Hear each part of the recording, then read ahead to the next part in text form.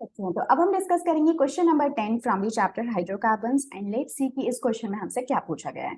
So they are asking you why is benzene extraordinarily stable. आप सभी जानते हो यार बेंजीन बहुत स्टेबल है। मतलब अगर हम एरोमेटिक ऑर्गेनिक कंपाउंड्स की बात करें तो पहला जो दिमाग में आपके ऑर्गेनिक मॉलिक्यूल आता है that is benzene. Aromatic compounds की बात कर रही हूँ, ठीक है। तो कुछ ना कुछ तो इसमें बात है, एक्स्ट्रा स्टेबिलिटी है, तभी तो हम इतने सारे ढेर सारे मॉलिक्यूल्स बेंजीन के देखते हैं। दो इट कंटेन्स 3 डबल बॉन्ड्स, ठीक है। तीन तीन डबल बॉन्ड होने के बावजूद बेंजीन इतना स्टेबल कैसे है, ठीक है। जैसे कई बार आपके दिमाग में आता है ना कि यार आपकी क्लास में एक वो स्टूडेंट है XYZ, मान लेते हैं उसका नाम राहुल है। तो राहुल यार पूरा दिन तो खेलता है, लेकिन ऐसा क्यों है कि हमेशा टॉप यही करता है। ऐसे क्या बात है, ऐसा क्या खाता है, ऐसा क्या करता है। तो आप लोग है ना लगे पड़े रहते हो कि यार कुछ तो बात होगी उसके अंदर, क्या करता है वो, हम भी पता चल जाए तो हम भी टॉप कर जाएंगे क्लास में। बट देखो हर चीज के पीछे एक प्रॉपर सीक्रेट होता है।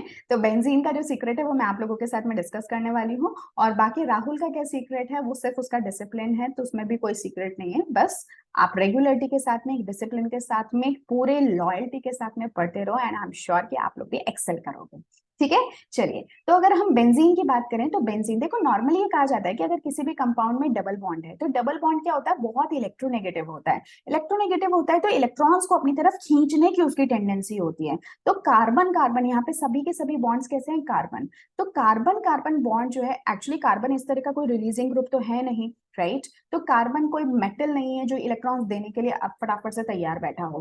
कार्बन खुद भी कैसा है, गरीब है ना, तो उसके पास में मतलब एक मिडिल क्लास है कार्बन। ना तो उसके पास में एक्स्ट्रा इलेक्ट्रॉन्स है, ना उसको बहुत ज्यादा इलेक्ट्रॉन्स की जरूरत है, राइट। तो वो एक नॉर्मल, एक बेसिक टाइप का, एक मॉडरेट टाइप का इलेक्ट्रोनेगेटिविटी रखता है कार्बन। ऐसे में अगर हम एक डबल बॉन्ड या ट्रिपल बॉन्ड बीच में इंसर्ट कर देते हैं जो कि काफी ज्यादा इलेक्ट्रोनेगेटिव होते हैं, तो उससे क्या होगा कि कार्बन से एक इलेक्ट्रॉन खींचने वाली स्पीशीज को हम उसमें इंसर्ट कर रहे हैं, राइट। तो जितने ज्यादा ये डबल बॉन्ड होते हैं सो वी कैन से कि हाँ उससे जो एक स्ट्रेस होता है कार्बन की चेन के ऊपर वो काफी ज्यादा बढ़ जाता है, जिसकी वजह से ऑफकोर्स क्या आएगी, अनस्टेबिलिटी आएगी। सो लेट्स से कि अगर मेरे पास में कोई एक मॉलिक्यूल है, ठीक है, जिसमें यहाँ पे भी डबल बॉन्ड है, इधर भी डबल बॉन्ड है, इधर भी डबल बॉन्ड है, तो आप देख रहे हो कि इतना प्रॉपर कॉन्जुगेशन भी नहीं है यहाँ पे। तो कॉन्जुगेशन भी नहीं है और डबल बॉन्ड जो है वो भी काफी सारे एक्सेस में प्रेजेंट है। तो ऐसे में आपका मॉलिक्यूल काफी अनस्टेबल हो जाता है, ठीक है। मतलब वो इतना स्टेबल नहीं होगा और वो इतना एग्जिस्ट करने की उस फॉर्म में कोशिश नहीं करेगा। अगर इसी तरह से हम बेंजीन की बात करें, बेंजीन के अंदर सिर्फ 6 कार्बन है ना, काउंट कर सकते हो 1 2 3 4 5 6। और इस रिंग्ड स्ट्रक्चर में तीन तीन डबल बॉन्ड्स हैं, स्टिल इट्स मोर स्टेबल। सो इसका जो एक बेसिक रीजन होता है दैट इज रेजोनेंस, ठीक है। रीजन क्या हो जाता है, रेजोनेंस। कि माना कि यहाँ पे तीन तीन डबल बॉन्ड है, still they are in resonance, यानी कि वो कॉन्जुगेशन में है और वो एक जगह से दूसरी जगह पे इलेक्ट्रॉन का डीलोकलाइजेशन हो पा रहा है।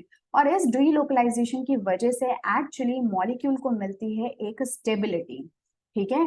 तो जितना ज्यादा इलेक्ट्रॉन को फ्रीडम होती है कि वो कहीं पे भी मूव कर सके विद इन दी रिंग, उतना ही ज्यादा उसकी स्टेबिलिटी, वो मॉलिक्यूल की स्टेबिलिटी को बढ़ाता है, ठीक है। These electrons are like the free electrons, क्योंकि ये प्लेन के अंदर नहीं प्रेजेंट है, ये बॉन्डिंग में नहीं प्रेजेंट है, ठीक है। मैं इसके लिए जस्ट आपको एक थोड़ा सा स्ट्रक्चर बताऊंगी, बट उससे पहले ये समझ लो कि जितने ज्यादा रेजोनेटिंग स्ट्रक्चर्स होते हैं ना, मॉलिक्यूल की स्टेबिलिटी भी उतनी बढ़ जाती है। जैसे कि यहाँ पे आप बेंजीन की बात करो तो यहाँ पे आपको दो रेजोनेटिंग स्ट्रक्चर्स मिलते हैं, this one and this one. अब रेजोनेटिंग स्ट्रक्चर का एग्जैक्टली मतलब क्या है, तो वो मैंने आपको बताया, इलेक्ट्रॉन का डीलोकलाइजेशन, राइट। तो ये जो रेजोनेटिंग स्ट्रक्चर्स होते हैं ना, ये एक्चुअली कुछ कुछ आपके इस तरह के मॉलिक्यूल्स होते हैं जिनको कि आप सिर्फ एक डायग्राम की हेल्प से या एक उनका स्ट्रक्चर बना के उनको रिप्रेजेंट नहीं कर सकते। फॉर एन एग्जाम्पल, जिसमें अगर आपको एक एग्जाम्पल दूं, let me take a blank screen. अगर मैं आपसे पूछूं कि बताओ सोडियम क्लोराइड क्या होता है, so you will give me the formula NaCl। अगर मैं आपसे पूछूं कि वाटर क्या होता है, तो आप मेरे को कहोगे कि H2O, दैट्स इट, है ना। इसके आगे ना तो कोई आप मुझसे कुछ पूछोगे ना मैं आपसे कुछ पूछूंगी, because water is that's it, ज्यादा से ज्यादा हम यहाँ पे लोन पेयर को शो कर देंगे। बट अगर वहीं पे अगर मैं बेंजीन की बात करूं तो बेंजीन जो है मैं इसको इस तरह से भी शो कर सकती हूँ, और बेंजीन को मैं चाहे तो इस बॉन्ड को इधर लेकर चल जाऊं तो इस तरह से भी शो कर सकती हूँ। और मैं इन दोनों में से किसी भी एक स्ट्रक्चर को ये नहीं कह सकती कि नहीं ये गलत है और दूसरा सही है। So these two are called as the resonating structures, ठीक है। ये दोनों इक्विवेलेंट है, दिस साइन शोज कि ये इक्विवेलेंट एनर्जीज के हैं, मतलब इनकी एनर्जीज बराबर सी है। तो बराबर सी एनर्जी है, इसका मतलब दोनों ही जो स्ट्रक्चर्स हैं वो करेक्ट हैं। तो रेजोनेटिंग स्ट्रक्चर्स वो होते हैं जो कुछ मॉलिक्यूल जिनको सिर्फ आप एक स्ट्रक्चर की मदद से आप उनको उनकी डिटेल्स नहीं दे सकते, उनको आइडेंटिफाई नहीं कर सकते, उनके लिए मल्टीपल स्ट्रक्चर्स होते हैं जो रूम टेम्परेचर पे एक फॉर्म से दूसरी फॉर्म में इंटर कन्वर्ट होते रहते हैं। ठीक है, तो किसी भी पॉइंट ऑफ टाइम पे आप देखोगे कि उसके अंदर हमेशा आपको एक ही स्ट्रक्चर नहीं मिलेगा, बहुत सारे मल्टीपल स्ट्रक्चर्स पॉसिबल हैं। ठीक है, इससे होता क्या है कि इससे इलेक्ट्रॉन्स का डीलोकलाइजेशन होता है, बिकॉज ऑफ दैट मॉलिक्यूल को एक्स्ट्रा स्टेबिलिटी मिलती है। अब जैसा कि मैंने आपको कहा था कि मैं आपको बताऊंगी कि ये जो इलेक्ट्रॉन्स हैं ये डीलोकलाइज हो ही क्यों रहे हैं, तो इसको थोड़ा सा समझने की कोशिश करते हैं। यहाँ पे आपको पता है कि कार्बन कार्बन हमेशा टेट्रावेलेंट होता है। ठीक है, ये बात तो आप जानते ही हो, यानी कि 4 बॉन्ड होते हैं। तो मान लेते हैं यहाँ पे अभी फिलहाल के लिए मैं डबल बॉन्ड्स को शो नहीं कर रही, सिर्फ जो सिंगल बॉन्ड्स हैं उन्हीं को रिप्रेजेंट कर रही हूँ। तो ये सब सिंगल बॉन्ड्स हैं। तो इसी वजह से हम कहते हैं कि जो आपका कार्बन, किसी भी रैंडम कार्बन को अगर आप चूज करो तो उसकी हाइब्रिडाइजेशन कितनी होगी, sp2 होगी।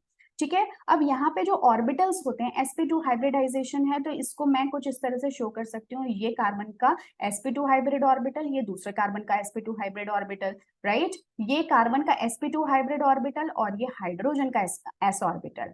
इसी तरह से ये कार्बन का sp2 हाइब्रिड ऑर्बिटल और ये दूसरे कार्बन का sp2 हाइब्रिड ऑर्बिटल। इस तरह से मेरे पास में तीन तीन सिग्मा बॉन्ड्स जो हैं वो मिलते हैं। इसी वजह से हम कार्बन की हाइब्रिडाइजेशन को sp2 कह रहे हैं। बट मैंने आपको कई बार कहा है कि जो आपका पाई बॉन्ड होता है ना, दैट इज ऑलवेज अनहाइब्रिड, यानी कि वो हाइब्रिडाइजेशन में पार्टिसिपेट नहीं करता। इसका रीजन क्या होता है कि जो पाई ऑर्बिटल, जो पाई बॉन्ड होता है वो हमेशा आउट ऑफ द प्लेन है, और कोई भी हाइब्रिडाइजेशन का एक वन ऑफ द नेसेसिटी है कि सिर्फ वही ऑर्बिटल्स पार्टिसिपेट करेंगे हाइब्रिडाइजेशन में जो सभी के सभी प्लेन में हो। यानी कि इस केस में एक s, इसको एक ऐसे लिख देते हैं, और 2p के ऑर्बिटल क्या होते हैं, इन प्लेन होते हैं। ठीक है, इन प्लेन होते हैं, तो सिर्फ यही हाइब्रिडाइजेशन करते हैं और sp2 फॉर्म करते हैं। तो बेसिकली आपके hybrid orbitals sorry p orbitals पर किस तरह से प्रेजेंट है, जो p ऑर्बिटल्स है। अब ये sp2 नहीं है, तो ये p ऑर्बिटल मैं कुछ इस तरह से बना सकती हूँ। ठीक है, कुछ इस तरह से, राइट, इस तरह से मान लो हम बना लेते हैं। तो ये p ऑर्बिटल है जो कि आउट ऑफ द प्लेन है, यानी कि ये परपेंडिकुलर है, जो मेन प्लेन है आपका उसके ये 90 डिग्री पे प्रेजेंट है। तो ये जो p ऑर्बिटल्स है ना, ये बेसिकली इस तरह से पाई बॉन्ड फॉर्म करते हैं, यानी कि साइड वाइज ओवरलैपिंग करते हैं, साइड वाइज ओवरलैपिंग। अब ये सब चीजें मैं आपको इसलिए बता रही हूँ क्योंकि इन्हीं p ऑर्बिटल्स के अंदर जो इलेक्ट्रॉन्स बैठे हुए हैं, जो इलेक्ट्रॉन यहाँ पे बैठा हुआ है, क्योंकि वो कोई एक्चुअल बॉन्डिंग में नहीं है, so it has a tendency कि वो एक बार इसके साथ बॉन्ड बना ले, ठीक है, इस वाले p ऑर्बिटल के इलेक्ट्रॉन के साथ बॉन्ड बना ले, और दूसरे टाइम उसकी ये भी टेंडेंसी है कि वो इसको छोड़कर इस वाले p ऑर्बिटल के इलेक्ट्रॉन के साथ बॉन्ड बना ले। एग्जैक्टली इसी तरह से सभी के सभी जो आपके p ऑर्बिटल्स होते हैं वो किसी किसी और के साथ में बॉन्ड बनाने की टेंडेंसी रखते हैं, because this is just a side wise overlap, जो कि आपको पता है काफी ज्यादा वीक होता है। Side wise overlap is very weak. इसी वजह से हम कहते हैं कि जो आपका सिग्मा ओवरलैप है is very very strong in comparison to pi. Is that clear? क्योंकि जो पाई होता है वो आउट ऑफ प्लेन है, जबकि जो सिग्मा है वो इन प्लेन है, और इसी वजह से जो इलेक्ट्रॉन्स पाई ऑर्बिटल्स के अंदर प्रेजेंट हैं, they are been able to delocalise, क्योंकि वो इतना स्ट्रॉन्ग बॉन्ड है ही नहीं, वो कोई कोवेलेंट बॉन्ड नहीं।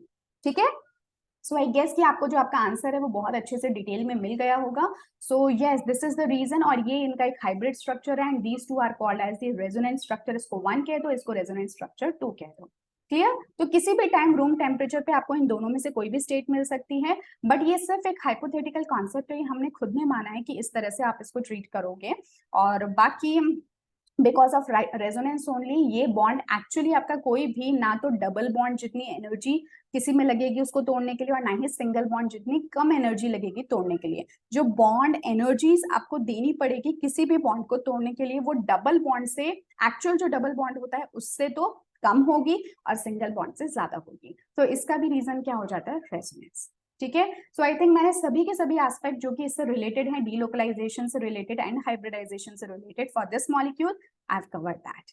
ठीक है, चलिए, so this was your question number 10, and I guess आपको समझ में आ गया कि क्यों बेंजीन तीन डबल बॉन्ड होने के बावजूद इतना stable. So this was my time. So now in the next class I will be discussing question number 11 with you. So till then, take care and goodbye.